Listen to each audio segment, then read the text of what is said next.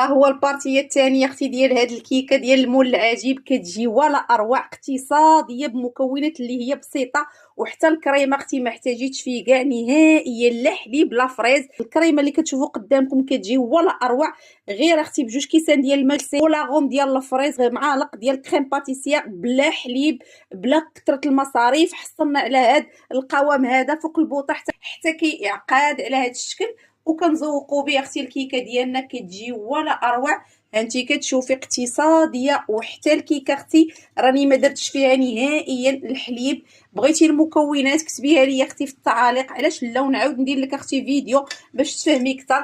انت كتشوفي، وغادي نزوقها بهاد الكريمه ديال الكاكاو بطبيعه الحال، اللي هي حتى هي اقتصاديه. كنديرها بحال هكا في الجوانب. انت كتشوفي معايا كتجي ولا اروع، كتجي واعره واعره واعره واعره. بارطاجي اختي حركه اكسبلور اطباق